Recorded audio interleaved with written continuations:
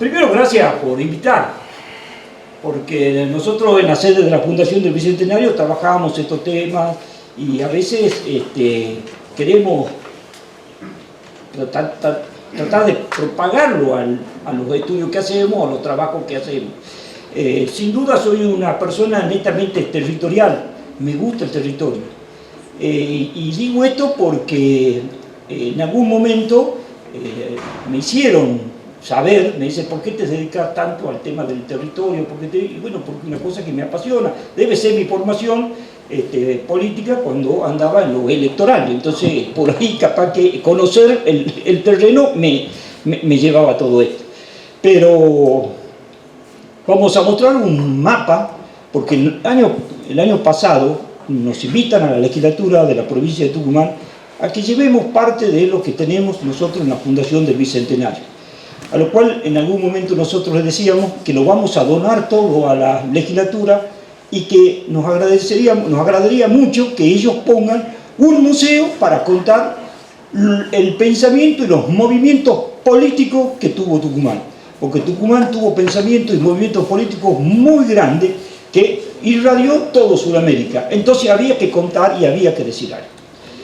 Pero voy a empezar con unas palabras que me interesa y los voy a leer porque uno por ahí se entusiasma y empieza a querer derivar, ¿no? Y dice: en recuerdo de esta victoria, el superior gobierno premió a los jefes oficiales con un escudo de oro y de paño a la tropa, bordados con letras de oro, con esta inscripción: la patria a sus defensores en Tucumán. Y se ordena se distinga a los fieles, constantes y valerosos, dignos hijos de Tucumán, declarando que el circuito del territorio sea señalado en la historia de América con los blasones de la heroicidad. Así lo dice un bando del general Belgrano de fecha 13 de octubre de 1812.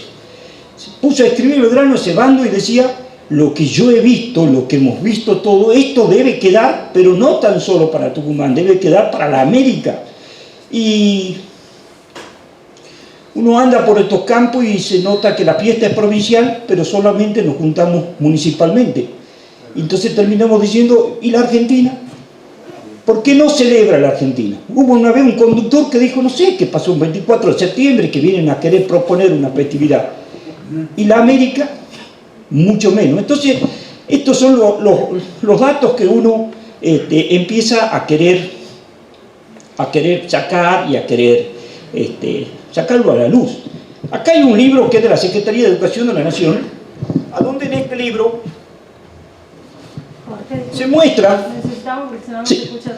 muestra lo que es el escudo, supuestamente, de lo que habló el general Belgrano. Pero es un escudo donde se saca por los escritos y por las cartas. Pero nuevamente en el territorio, andando por Chuquisaca y pasando por Cochabamba, una persona se me acerca en Cochabamba y me dice: ¿usted es Tucumán? Sí, me dijeron que iba a andar por acá. Le digo: gracias. Y me dice: necesito conocer Tucumán. Y le dije: bueno, cuando quiera lo invitamos. Me dice: yo soy Daza.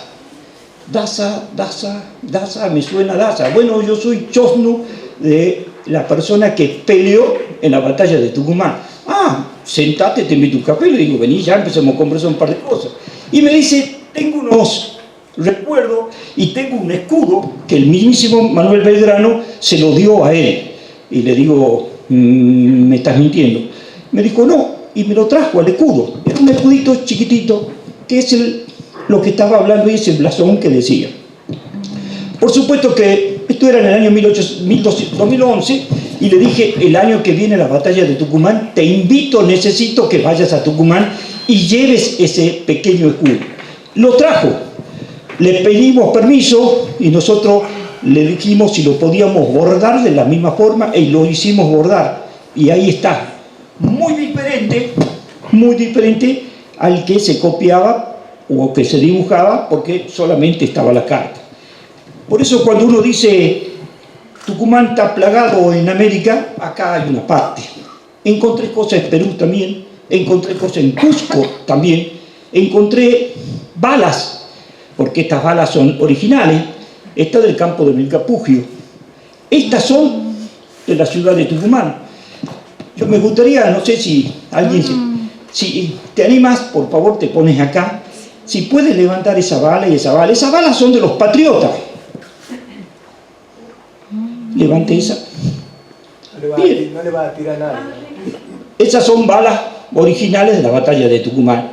Estaba a la par de la Virgen, en un momento dado alguien se desprendió y nosotros dijimos, tráela para acá, la vemos.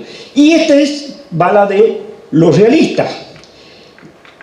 El significado y el espacio de cada uno es por el cañón. A ver esa.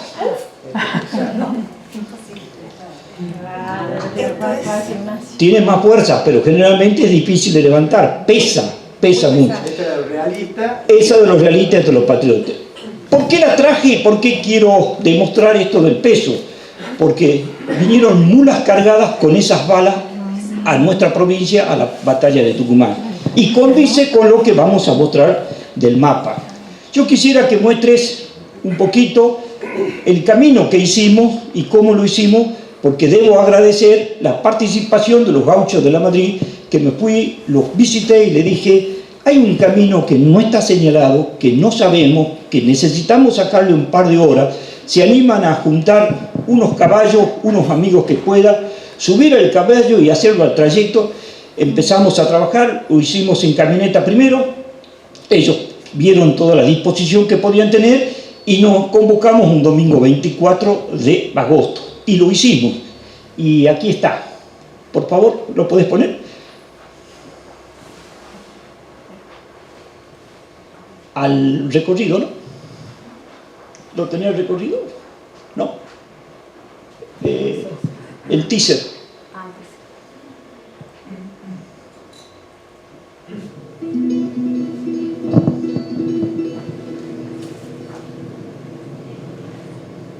¿Se ve?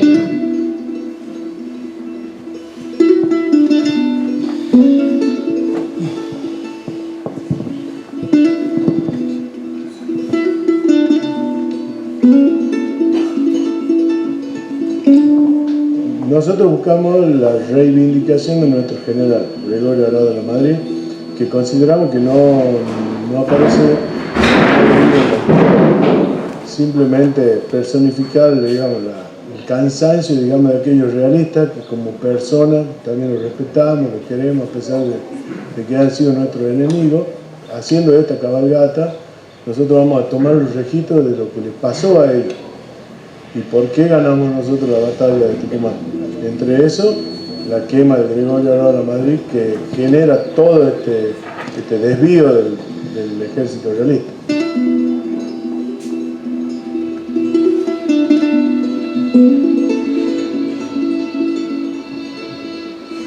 Todos dicen de que es una batalla casual, y no hay casualidad si no hay causalidad. El fuego empieza en los Pocitos, pero viene el viento sur y el viento sur lo lleva hasta donde hoy nosotros tenemos Loma del Capí, que vamos a marcar, y esta es la importancia que tiene, que nosotros vamos a ir marcando todos esos puntos y vamos a empezar a tomar las horas de cuánto llegó ese recorrido. Porque ellos supuestamente, Pío Tristán, los realistas, iban a salir de este punto y llegar a la ciudad de San Miguel de Tucumán en una hora. Pero no sucede así, porque el fuego juega a favor y los realistas tienen que ir hacia la margen derecha de lo que es el camino del Perú.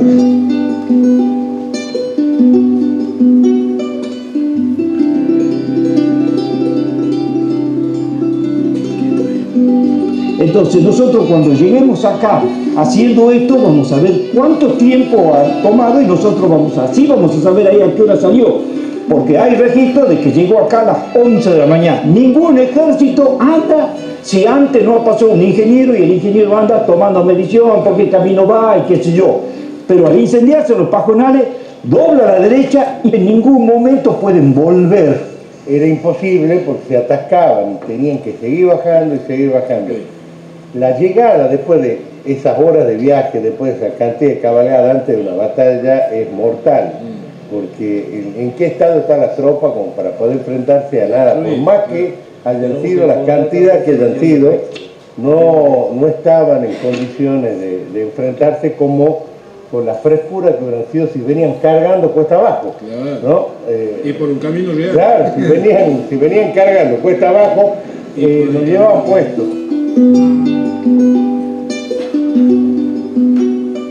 En Tucumán tenemos algunas reliquias, yo cuento 4, deben haber más en lugar de uno. Y tenemos uno que no lo cuenta nadie, y es el uniforme original de Gregorio Adora Madrid con los agujeros que le hicieron durante toda su vida en la campaña, y lo tenemos acá, encerrado en un museo.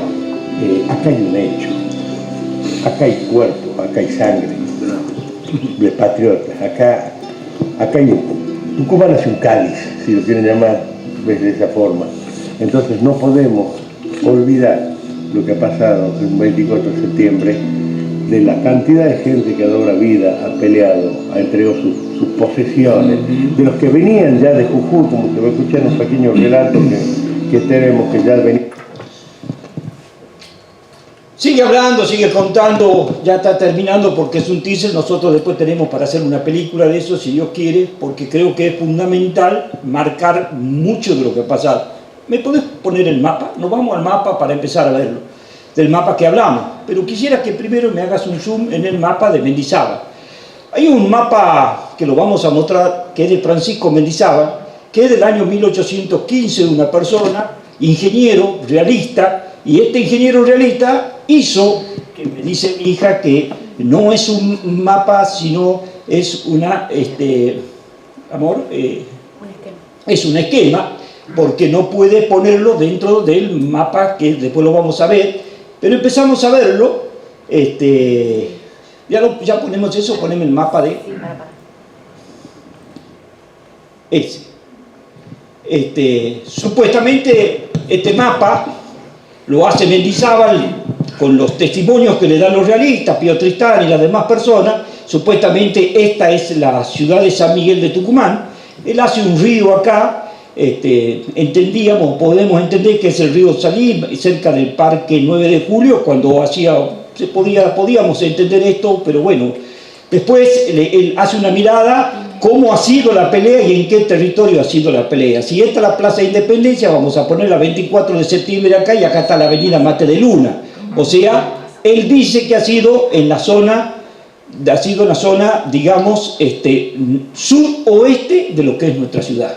Y uno termina diciendo, bueno, acá hay cosas que no cuadran, y cuando empieza a hacer algunas declaraciones, las declaraciones que él hace y que escribe, dice que le salieron del monte los gauchos y la caballería, y que cuando sale la caballería como que se encuentran abordados porque no se esperaba, y termina en el punto A y en el punto B dispersando, que le da supuestamente la victoria a Tucumán.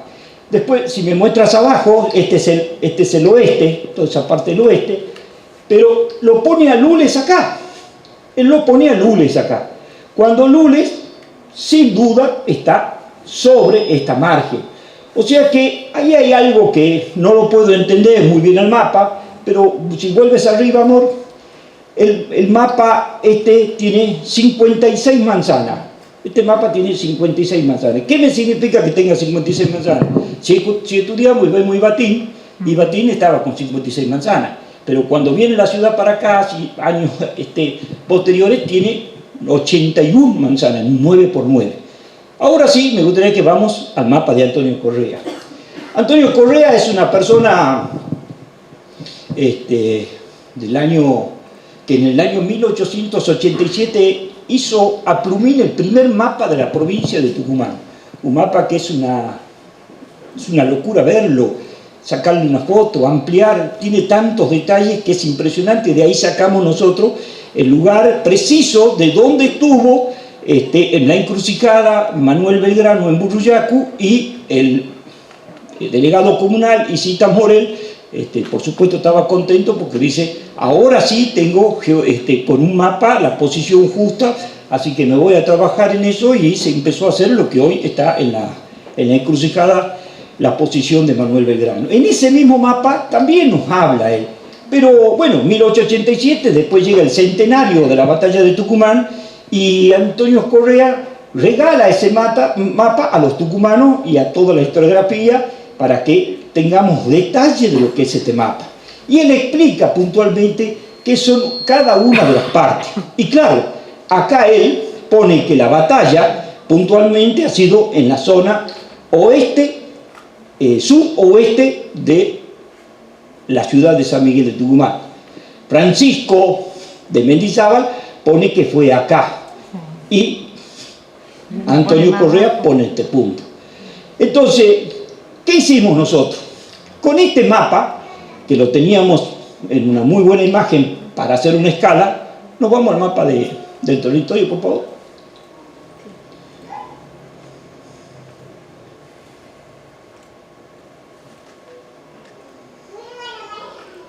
Pusimos los dos mapas ahí, que están acá, los dos mapas.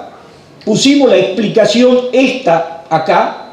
Esta explicación es muy soberbia por lo que dice, por supuesto acá en un momento dado termina diciendo el brigadier y empieza a dar todos los títulos Pío Tristán contra Manuel Belgrano. Era una cosa medio hermoso para leer, para ver cómo lo trata Manuel Belgrano, ¿no? Pero cuando Pío Tristán viene desde el norte, viene de lo que es Cochabamba. Me quiero detener un poquito en Cochabamba porque ahí hay un tal Huisi en Cochabamba que termina ganando la batalla de Cochabamba después de lo que ha sido el desastre de Huaki de Castelli, y tenía una ferocidad tal el Huisi que en un momento dado de premio o con una forma le mandan a que vaya con Pío Tristán, porque Pío Tristán ya tenía órdenes de bajar, porque había un pedido desde el litoral que baje Goyeneche porque iban a terminar la revolución en Buenos Aires, porque no querían que esto se siga propagando más. Es interesante lo que dice Mendizábal, cómo trataba y cómo en algunos momentos dice tenía por la infame seducción que había introducido con sus papeles incendiarios, nutrió en su seno la infame idea de la insurrección, aspirando a la independencia del gobierno español, aspirando al mando de los alucinados pueblos y a la posesión de los bienes que el sudor de la industria y el ser supremo había concedido a algunos como efecto de una sabia distribución de su alta providencia, que era el rey, por supuesto. Y hace unos tratamientos tremendos, y decía que era pervertidos, todos eran pervertidos y estaban pervirtiendo con el contagio de la libertad decantada en la independencia que seduce a todo el virreinato. Y hablaba de Castelli y tenía tratos muy fuertes, y le decía que Castelli, entre otros, era un infame, era un cruel, era perverso, era un monstruo, era un falaz, y por supuesto no podía nunca ser mejor que los héroes de las batallas de Europa.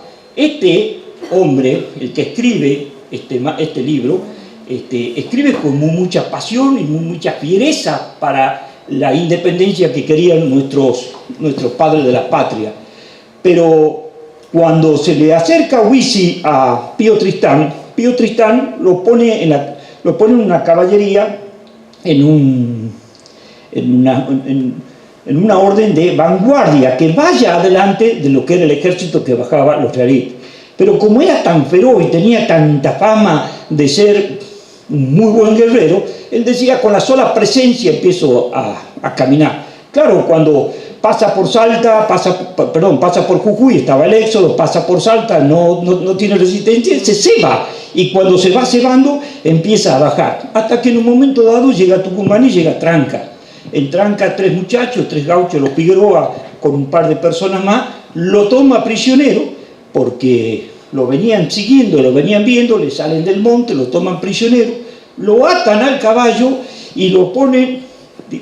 Yo me trato de imaginar, y sí los veo los gauchos haciendo eso, atarlo en la montura a los prisioneros, venir por detrás, pegándole al caballo en las ancas y trayéndolo al galope de Tranca hacia la ciudad de San Miguel de Tucumán. ¿Por qué? Porque por detrás venían ya la retaguardia de ellos pidiendo que no se lo ponga preso a Huisi, había que defenderlo a Huisi. Hasta acá Figueroa era no sabía quién era, solo sabía que era un oficial, y mucho menos de las Pieresas. ¿Por qué cuento este detalle? Porque hay una carta que manda Pío Tristán a Belgrano diciéndole: no lo trates mal a Huisi. ¿Y por qué debería tratarlo mal? Belgrano dice que no lo va a tratar mal, va a tener el mismo trato que tiene cualquiera, pero no el trato que él dio a las cochabambinas y a Cochabamba. Hasta el día de hoy, el Día de la Madre en Bolivia, en la República de Bolivia, el Estado plurinacional, se festeja ese día, el Día de la Muerte de las Mujeres en Cochabamba. Porque ¿qué hicieron las cochabambinas?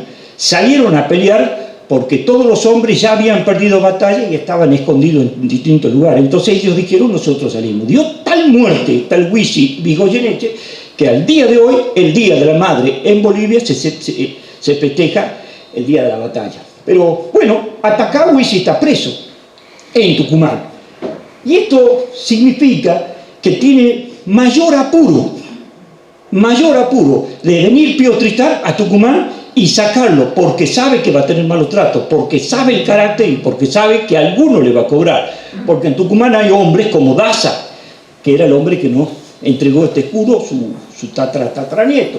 Y había otros hombres más que también eran del Alto Perú. Entonces, creo yo que ese ha sido el error o el apuro de bajar y tomar todas estas locuras que hizo después Pío Tristán. Si nosotros nos ponemos en este lugar, que es el Vivac español, nosotros encontramos en el mapa catastral del Gran San Miguel de Tucumán, nosotros hoy podemos decir que está en la calle Constitución de Tapi Viejo al 1400. A los que les gusta tomar café, acá hay un puente, en este puente acá está, creo que se llama Casa Pan o Bonafide. Está Bonafide, a donde muchas personas se sientan a tomar café, que al frente, en diagonal, está el Vivac español. Ese Vivac español nosotros nos pusimos con los GPS, que me ayudó mi hija, porque este mapa lo hizo ella. No vayan a creer que me puse yo a trabajar con estas nuevas herramientas. Felicita a quien me acompaña hoy. Y empezamos a ver cómo eran los movimientos que había hecho según el mapa que hizo Antonio Correa. Pero no teníamos los tiempos, no sabíamos por dónde, cuánto tiempo, por dónde debían bajar, qué tiempo les llevaba eso, y eso nos carcomía, y decíamos: algo debemos hacer. Me acerqué a la Gregorio de la Madrid y nos dijeron: nos ponemos a trabajar con vos y hagamos estas locuras. Entonces, en esa locura hoy nosotros podemos decir, también podíamos hacerlo con escritorio: cuántos pasos hace un caballo en un metro, cuántos metros de ahí, empezar a multiplicar y sacar, pero decíamos: no sé si es lo mismo, no sé si la experiencia la vamos a tener igual. Entonces hicimos esa locura. Ese día nos juntamos a las 5 de la mañana, logramos salir a las 8 de la mañana y empezamos por otros problemas que había, por unos temas especiales. Y cuando sacamos digamos, la caballada y se empieza a trabajar, a los 45 minutos llegamos a este punto: Lomas de Tapí. Porque el incendio de los pajonales era todo esto. ¿Me volvés a sacar la avenida, viste? ¿Por qué el incendio del pajonal? Porque el día 23, Manuel Belgrano pone el ejército en este sector, como dice el mapa, y cuando nosotros lo impactamos en el mapa territorial, nosotros vemos que es en la avenida Mitre, que hoy tiene otro nombre, Líbano, y que está entre la Venezuela y la Emilio Castelar. 1, 2, 3, 4, 5, 6 manzanas. Y uno dice: che, ¿tan largo? Claro, porque eran hombres con caballos en punta de pelea y que eran muchas personas preparados para dar batalla. Entonces estaban dentro, ustedes van a ver que ese mapa, que acá lo verde era lo que él le llamaba el ejido municipal, y estaban dentro del ejido municipal. ¿Qué era eso? Controlar que siempre no vaya a entrar a la ciudad personas o algo que pueda molestar a los vecinos. Era un control de seguridad que había. Bien, Belgrano se había puesto ahí. Ese día, muy temprano, andaba Belgrano con Bernabé Arao y también andaba La Madrid, y Cuando ven que hay movimiento, ese movimiento, cuando nosotros estábamos a las 5 de la mañana, uno de los gauchos, creo que es el amigo Hernán Pérez, me dice, sin duda ha visto el fuego, porque hay que alumbrarse para poder saber por dónde viene. Y le digo, buen detalle, pudo haber sido eso, que ellos han visto a lo lejos una antorcha como para poder ver y poder trabajar. Entonces, Lamadrid, al pedido de Belgrano, que le dice, fíjese qué es lo que está haciendo, cómo se mueve y manténgame informado, claro, el travieso que tenía 16, 17 años de Gregorio Herrera de Lamadrid, lo primero que hace, un tizón, picardías tucumana, pero la tenemos acá con todos nuestros personajes de nuestra provincia, de nuestra ciudad, ha empezado a quemar los pajonales. Ahí está, lo pone Antonio Correa, grandes pajonales quemados por Lamadrid. Entre las ayudas que nos da la Virgen, que nos da la fe, que nos da, es un viento al sur, y ese viento al sur lleva el fuego allá. Ay, Dios mío, si el viento hubiera sido al revés, ¿qué hubiera pasado? Pero bueno, en ese momento fue el viento de norte al sur. Baja, por favor. Entonces acá nosotros vemos que por el humo, el fuego, todos sabemos, y los gauchos sobre todo nos dicen con mayor profundidad, que el caballo no va a pechar el humo, no va a pasar por el fuego, y mucho menos va a pasar a donde presienta que hay peligro. ¿Qué le queda? Doblar a la derecha.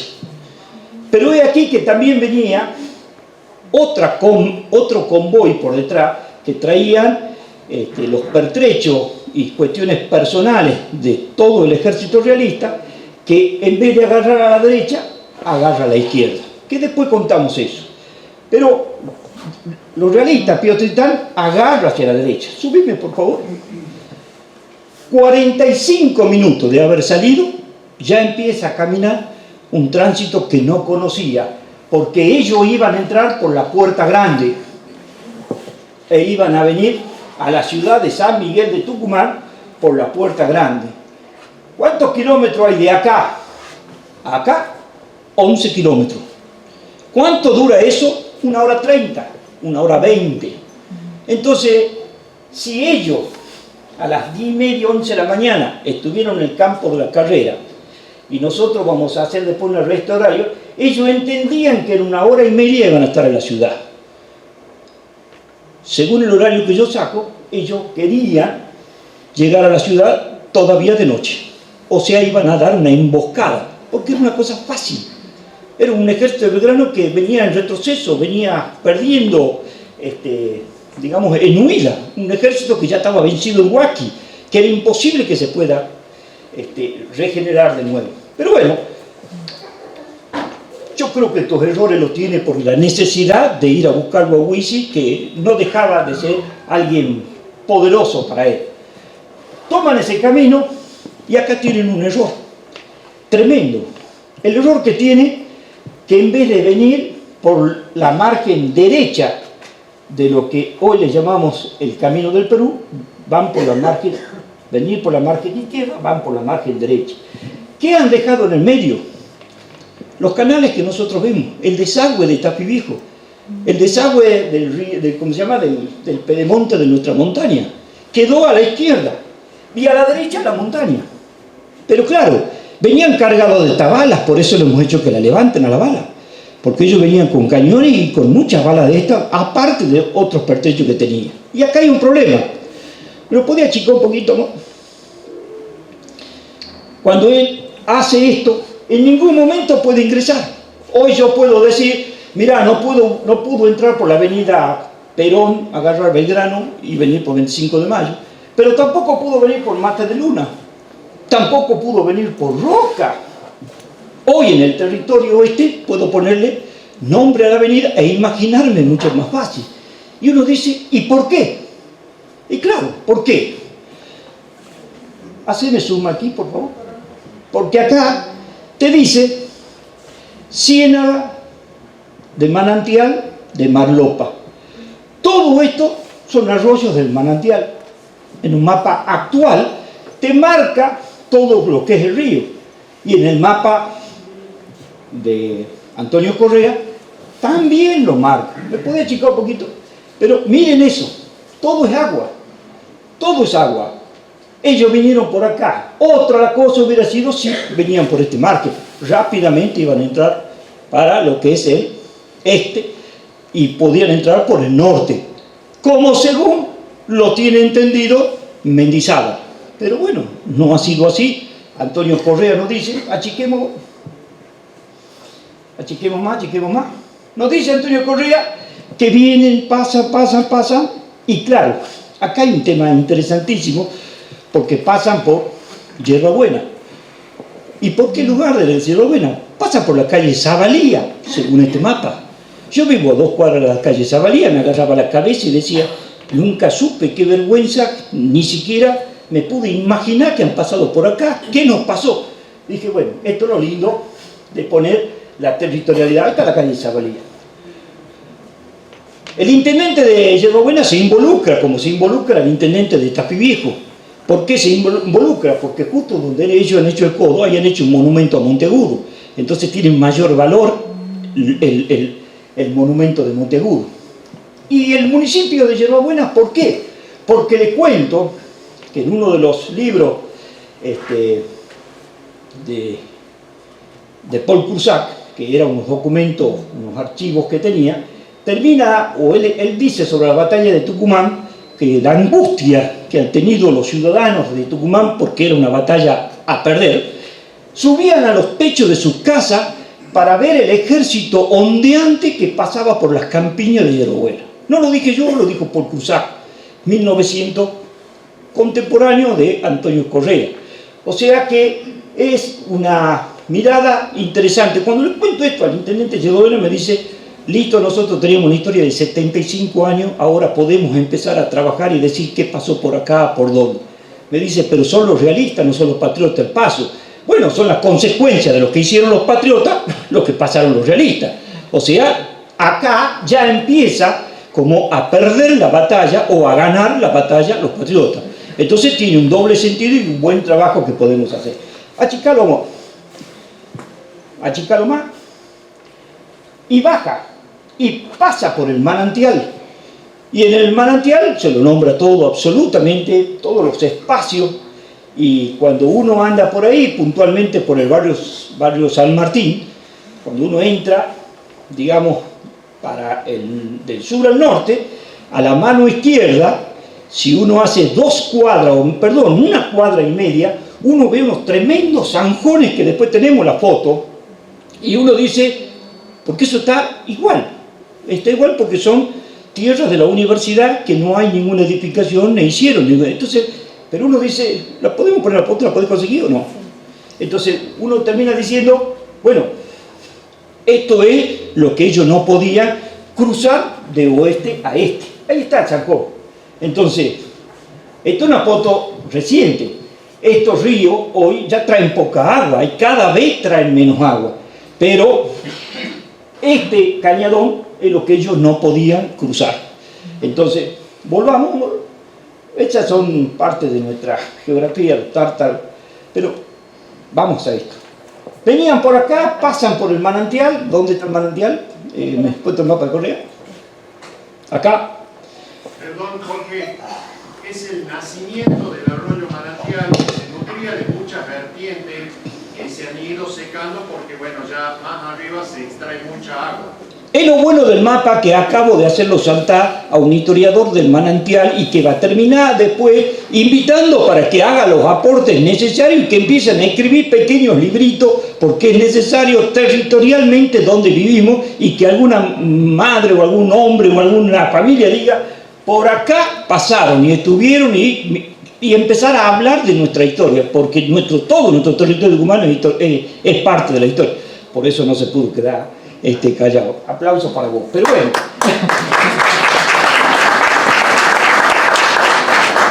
Pasa por el manantial y en un momento dado, me imagino lo que debe haber sentido porque no puede cruzar y cada vez se va alejando más de la ciudad de San Miguel de Tucumán, encuentra el camino a Lules, a San Pablo. Que la verdad Yo no lo conocía. Después empiezo a hablar con un par de gauchos, un par de amigos, me dicen, pero si yo transito por ahí, y bueno, vos transitas, pero eso, hay un basural acá, tremendo, que está cortado el paso. Pero claro, si vos venís por acá, sí, y porque hay caña, porque hay finca, entonces es un camino. Pero este camino tiene unas arboladas impresionantes de grande, de álamo. Quise abrazar a uno, no lo pude abrazar, inmenso. Habría que hacerlo estudiar, para eso están los historiadores, los biólogos, que no lo soy yo, para que se pongan a trabajar y ver si hay alguno todavía del tiempo. Y acá hay una palabra que pone Antonio Correa, el puente. El puente le daba el paso para volver. Ese puente es tremendo, porque le da el corazón volver al lugar que debe estar, porque puede nuevamente agarrar al este y del este subir al sur. Ese puente, tenemos fotografías, tenemos algunos momentos interesantes donde los gauchos se pararon, porque ese puente puntualmente es el que nos da, ese es el camino. Ese es el camino a donde ellos salen de este lugar, encuentran ese camino, doblan a la izquierda y encuentran el puente. Ese camino todavía está. Ahí está el puente. Por supuesto que no es este puente. Por supuesto que se debe haber roto el puente o hacer otro puente, pero este es el punto, el río con el puente. ¿Listo? Entonces, esa posición, nuevamente vemos los cañones, no podían pasar los caballos y estos temas. Entonces, ahí esa fotografía para nosotros es muy significativa, porque esto le devuelve el corazón a los muchachos realistas para encontrar a Belgrano para darle pelea. Una pelea que seguían entendiendo, a pesar de lo que pasó, que iba a ser muy fácil. Sin duda, un ejército de profesionales, porque todos los que habían transitado todavía seguía un ejército con una moral alta. Solamente un ejército muy bien formado militarmente pudo tener esa fortaleza. En fin, entonces, cuando pasa, toma un camino a la derecha, a la izquierda, y empieza a subir. Acá me voy a detener un poco, y se llama punto J en el mapa de Antonio Correa, porque sigue insistiendo, según su accionar, Pío Tristán, y dice, dejo 1.400, 1.200 personas, dice Francisco de Mendizábal, más algunos pertrechos, esperando que Belgrano, cuando llegue Pío Tristán a la ciudad, se escape para Santiago del Estero y lo tomamos prisionero. Terminamos esto de los revolucionarios, nos vamos a Buenos Aires, volteamos el primer gobierno patrio y acá no pasó absolutamente más nada, y eso de independencia, esos trapitos que andaban haciendo, como decían ellos, jurar y embanderado y qué sé yo, se va a terminar todo eso. Estas personas que andan sembrando la semilla de la libertad y la independencia se terminan. Al rey le quieren venir a pedir libertad e independencia. Colonos. Y quiero tratar de poner en la posición. Y los otros muchachos querían encontrar los que le vendían o los que le decían. Estamos peleando por la igualdad. Y lo cantamos en el himno nosotros. Ver en trono la noble igualdad. Para nosotros una pequeña frase, para ellos era su vida. Pero hasta acá no estaban los laureles que supimos triunfar. Empieza a transformarse los laureles. Deja 1.200 personas con muchos pertrechos que iba a cubrir la retirada de Belgrano, porque Pío Tristán le iba a dar una paliza. ¿Podemos volverlo al mapa acá, amor? Entonces, se va Pío Tristán, volvémoslo para abajo, se va y entra por estos lugares, calle Diagonal, avenida Colón, según lo que marca esto, y pone su ejército porque se encuentra con que el ejército de Belgrano ya estaba acá posicionado. Y veamos, Quinta Agronómica, lo que es la calle Pellegrini, y desde La Madrid, a lo que hoy llamamos la calle La Madrid, hasta lo que llamamos La Plata, o lo llamamos Alsina La Plata. A mí me encanta esto porque yo hago relaciones. Al día de hoy, si me lo tuviese a Pío Tristán, le diría, bueno, justo a donde te dieron la viaba, en un lugar le pusieron la Madrid.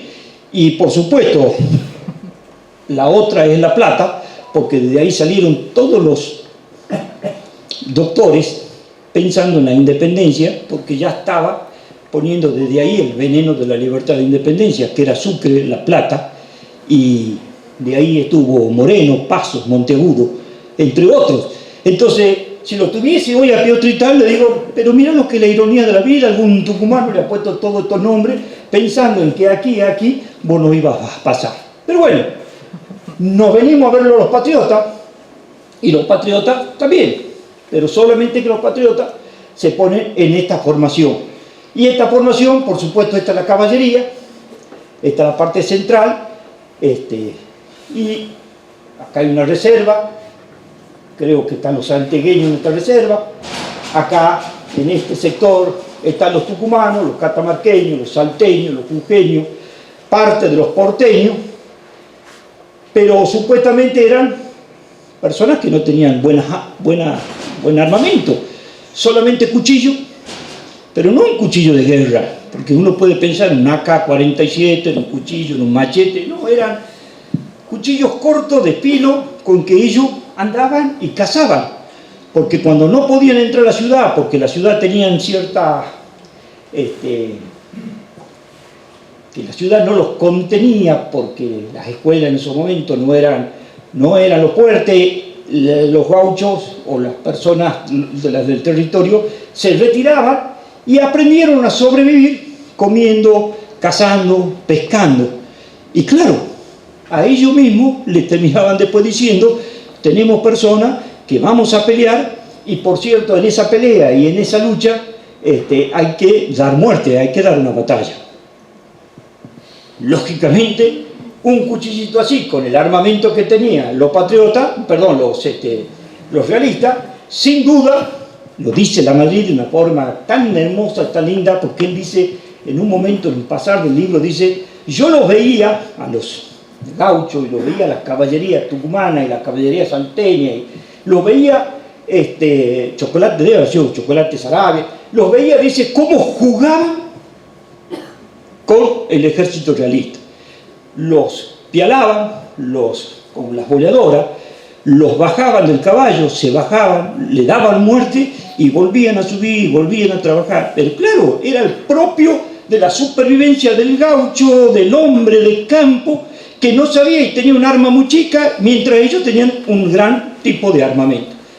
Eso, la batalla, terminan dispersándose el A, el B, parte del C, esta parte queda totalmente completa y gana el D, E y F a este sector de los patriotas, porque acá hacen un movimiento en pinza. Dice Mendizábal que no ha sido vertical, sino tomen el error, todo siempre para entender que no ganó Tucumán por una estrategia de Tucumán, sino por un error propio. El orgullo estaba totalmente herido. Dice él que se pusieron en una forma de un ángulo de 45 grados en vez de un ángulo de 90. ¿Y por qué es esto? Porque cuando él hace esto, empiezan a disparar y empiezan a matar a propio. Por lo tanto, había que retirar. Y en ese retiro, termina diciendo ellos, bueno, ya quedaban muy pocas cosas para hacer a Pío Tristán, por más que tenga un ejército, un gran ejército y una gran lucha. Bajemos abajo. Entonces, en un momento dado en la dispersión, Pío Tristán va y busca los 1200, 1400 y más pertrechos. Y nuevamente vuelve y pone el punto K. El punto K, acá, el pasaje Vélez Arfiel. ¿Dónde se pone? En tribunales. Ahí se pone Pío Tristán y empieza, bájame un poquito, mira, empieza 1, 2, 3, 4 cuadras, a 5 cuadras, empieza a pedir la rendición.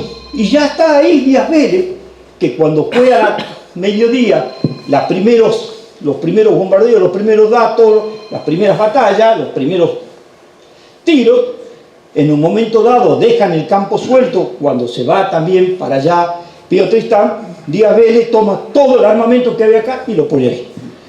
Entonces cuando viene Pío Tristán le dice, rendite porque te voy a incendiar la ciudad, le termina diciendo Díaz Vélez, tenés cuidado que acá lo tengo lo tuyo, entre ellos está Huisi, y yo primero voy a pasar de hueso antes que vos quemes. Pero sobre todo esto, no tenés armamento porque te lo tenemos nosotros. Te hemos sacado todo, te hemos robado, te hemos sacado, en fin. De ahí un par de santiagueños que estaban, capaz que ellos me empezó a llamar un gato a nosotros, ¿no? Pero bueno, bajemos por favor. Perdónalo, amigos santiagueños que andan por acá. Baje. Entonces, en este mapa, baja un poquito más por favor, achicalo más. Nosotros empezamos a tomar horario. De este punto a este punto 11 kilómetros. De este punto a este punto 22 kilómetros. Y acá 4 kilómetros y 4 kilómetros más, 8 kilómetros. Estamos hablando de 30 kilómetros sobre 11. 2 veces más o 3 veces más. 3 veces más. Me gusta hacer este dibujo, voy a tratar de hacerlo, porque acá hay un triángulo.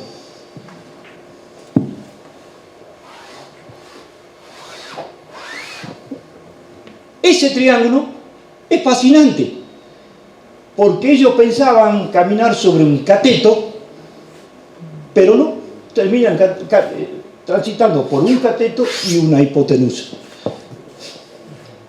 Mucho tránsito. Cuando veníamos con los caballos, en un momento hubo 2 caballos que empezaron a bajar su cuello, y yo le decía, sonamos que ha pasado algo. Le digo, ¿me puede decir qué está pasando a esos caballos que vienen rastreando agua? Necesitan agua, buscan agua. ¿Y cómo están del lomo? Y estamos cansados. Queremos asado, decían, ya por supuesto, queremos comida. ¿Y qué pasa con los caballos? Tienen hambre y están todos transpirados. Y ya hemos bajado 2 veces, 3 veces a juntar y a acomodar la silla, pero a acomodarse ellos también. Entonces, ¿había cansancio? Sí, había cansancio. Y encima que había cansancio había que pelear. Sí, había que pelear. ¿Y un caballo cansado? Sí, un caballo cansado. Y dice Francisco Mendizábal que han salido del monte de una forma abrupta. No, tenían caballos frescos, comidos, recién comidos, y la destreza en ese caballo, que es todo un tema. Era como que ellos han llegado en una Hammer, pero sin nafta. Y los gauchos le han salido en un Fiat 600, pero con mucha nafta, y sabiéndolo manejar el Fiat 600. Entonces, era todo un tema. Eso, ese ejército gauchesco, ese ejército de Belgrano, esas picardías de todos estos muchachos, terminan ganando la batalla de Tucumán y no terminan ellos reconociendo. Luego, por supuesto que viene la batalla de Salta, y cuando ya ven, esto lo quiero decir porque lo siento, cuando ya ven que está perdiéndose la batalla de Salta, todos, absolutamente, o muchos de los realistas, se van y se esconden en las iglesias. ¿Y por qué? ¿Por qué estaban en las iglesias? Porque le tenían pánico al gaucho, porque ellos han visto a sus compañeros en Tucumán degollado, punceado primero y después degollado. ¡A la pucha! ¡Qué soldado del servicio de los gauchos! Era su primera participación. A partir de ahí, el gaucho empieza en el ejército, porque hasta acá no eran formados militarmente. Entonces, esos hombres, ese ejército que estaba totalmente formado, ya le tenía miedo a la experiencia y a la supervivencia o la sobrevivencia que tuvieron los gauchos. Para mí, me es fantástico, porque dije, no es como dicen la historiografía nuestra, desde, me imagino que tomado mucho de aquí, a donde dice que ha sido una batalla casual, que ha sido una victoria casual, y no se toma las causalidades de lo que pasó en Tranca, de lo que pasó en la quema. Luego lo que era parte del territorio nuestro, el viento norte que levantó la langosta. Y todo esto son ayuda divina. Sí, son ayuda divina. pero es parte de nuestro territorio. Ese es nuestro Tucumán. Lo estamos viviendo ahora. Tenemos frío, pero en septiembre vamos a tener mucho calor, va a haber sequía, Por eso se puede quemar el monte como se quemó. Entonces, siempre me gusta decir que este hombre, Lamadrid, por sobre Belgrano muere en 1821, inicia su gobierno, empieza todo su sueño en 1810, pero no ve constituido absolutamente nada. Ve victoria, ve derrota, ve algunas peleas intestinales, pero Lamadrid, con uno más que estaba acá, que se llama Paz, uno muere en el 54, Paz, y en el 58 muere Lamadrid. Ellos han visto el proceso del inicio, la guerra de independencia, la guerra civil, la creación como República Argentina, la Constitución, y mueren después. No la vio San Martín tampoco, porque muere en el 50. No ven un sistema de gobierno como nosotros lo conocemos. Y eso me hace pensar y me hace decir, bueno, Belgrano ha muerto americano, San Martín ha muerto americano, todos los Bernabéu han muerto americanos, pero Lamadrid empezó, y Paz empezó a ser colono y pasaron a ser ciudadanos. Y la expresión que pone Bernardo de Monteagudo en esta batalla, que les recomiendo que lo lean, es tremendo lo que dice. ¿Y qué dice Bernardo de Monteagudo? Él escribe, él da una disertación y él termina diciendo: si hubiéramos perdido la batalla de Tucumán, hubiera sido que muera la patria. Porque los realistas venían cantando o venían gritando que viva el rey. Pero al ganar, murió el rey en esa batalla, en la primera batalla fuerte. La última será en 1824, la primera en 1812, digamos, batalla que se toma como que se salva lo que son los primeros gobiernos, el primer gobierno patrio, es la batalla de Tucumán. Entonces, él termina diciendo, si no se hubiera sido lo que ha sido Tucumán, todos hubieran empezado a gritar, él muera la patria. Y me siento orgulloso porque yo lo siento escuchar a los actores, a los gauchos, a mucha gente, viva la patria, y yo digo, nació en la batalla de Tucumán el viva la patria. No lo digo yo, lo dice Monteagudo, y le creo a Monteagudo. Y en este Tucumán, después que se gana esta batalla, y trato de decirlo porque está en las manos de cada uno, después del 24 de septiembre de 1812, en enero viene la asamblea, porque ya había olor a patria, ya había olor a que podemos, y en la asamblea la libertad, por supuesto, la libertad del vientre, pero sobre todo se crean símbolos. La marcha patriótica, que es un poema divino porque empieza a contar todo lo que son las batallas, que es lo que ha ido pasando, y hay una parte que dice, fuertes pechos sabrán oponer, que son los pechos de los tucumanos. ¿No lo veis que vienen degollando sobre Quito, Cochabamba y La Paz? A ustedes argentinos se atreven. Los fuertes pechos sabrán por Tucumán. Entonces, cuando cantemos el himno, cuando miremos estas cosas, acordémonos de esto. Pero no tan solo la asamblea del 13 que nos da el escudo. Con el escudo Belgrano crea la bandera de la libertad civil. Segunda bandera nacional, hace muy poquito puesto en nuestro país, y que debe estar la bandera argentina, la bandera libertad civil, y nosotros la bandera de nuestra provincia. Esa bandera también es propia, y yo la tomo como propia, porque si no hubiéramos ganado la batalla de Tucumán, estaríamos en Córdoba o en Buenos Aires. Entonces, estos puntos y esa consecuencia de la batalla es a tener en cuenta. Pero no obstante, en algún momento se había mandado a guardar el símbolo de la bandera que había creado el Rosario. Con esto la saca la bandera y puede trabajar con la bandera, puede mostrarla a la bandera. Por lo tanto, esta batalla salva la bandera del Rosario, crea el escudo, crea la bandera civil de Jujuy, crea, por cierto, todas las libertades, crea la marcha y el himno patriótico. Los símbolos nuestros, los tres símbolos nuestros. La escarapela no es un símbolo propio, no está como símbolo. y está como ahí, porque con el Carapela hay otro problema.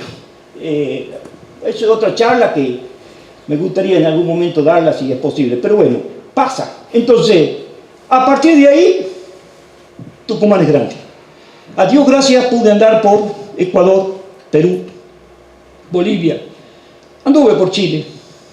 No hice el litoral con estos temas, pero yo andaba con el tema de la Fundación del Bicentenario. Yo caminé todo lo que era Potosí, Vilcapugio, Cerro Toro, Titiri, Macha, Ayohuma y volví.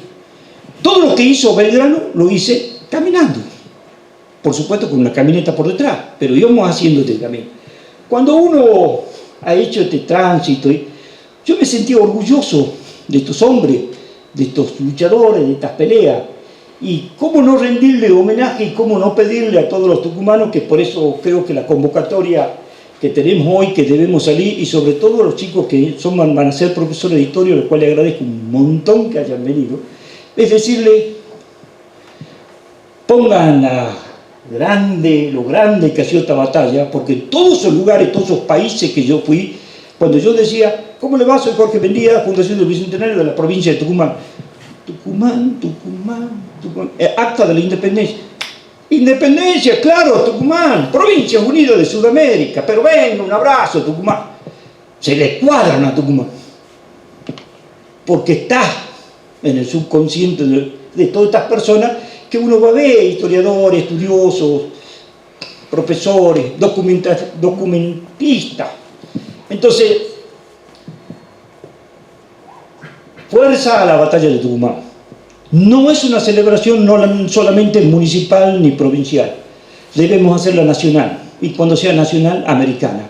Y cuando sea americana, ya vamos a poner a todos estos hombres, a toda esta sangre que se ha derramado ahí, porque imagine lo que era cortar tantos cuellos, cuánta sangre debe haber habido ahí, y vamos a poner en contexto lo que es la batalla de Tucumán, nuestra batalla de Tucumán.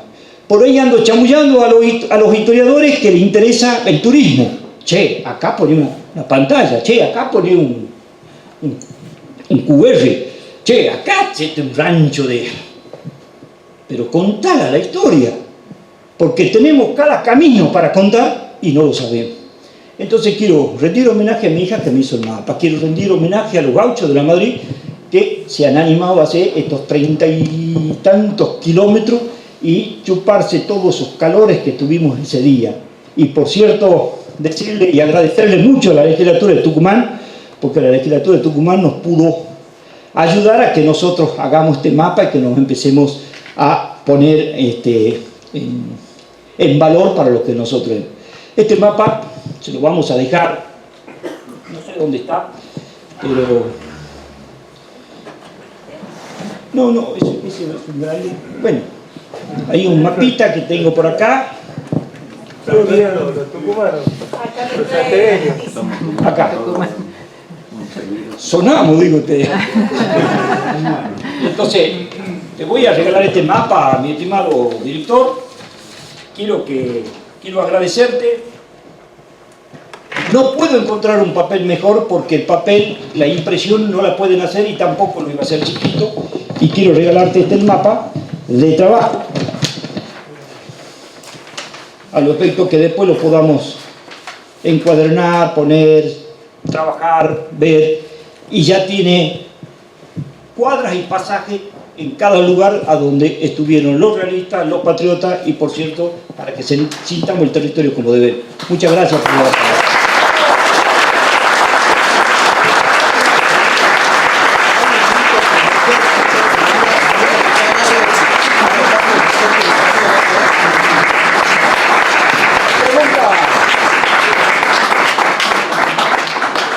Ya estoy igual que los gauchos, con hambre, ya me he comido yo también. En la parte esta donde uno dice que las carretas entraron por el lado izquierdo, que traían las cuestiones personales de los realistas, como en la cabeza de todo era un trámite la pelea de la batalla de Tucumán, nadie iba a decirle, che, cómo estaba la batalla, quién ha ganado, y había un silencio tremendo.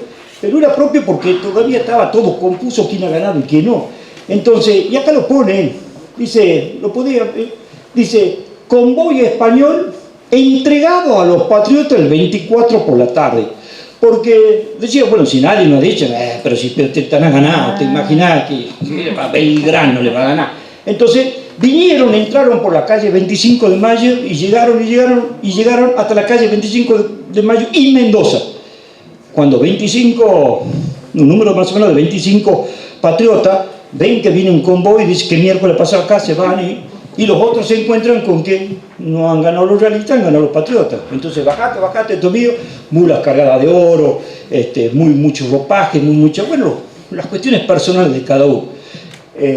Bueno, cuentan que algunas mulas han entrado a algunas casas y después han salido con la mitad de la carga. Esto cuentan algunos muchachos ahí, pero bueno,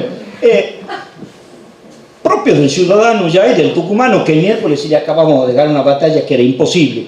Esta era una de las batallas más grandes y todavía se estudia a nivel internacional qué es lo que había pasado. Ahí está, ahí pasó la casualidad. Así que sí, eso pasó con las carretas. Lo dice muy clarito el mapa y que entra por la calle 25 de Mayo. Gracias nuevamente.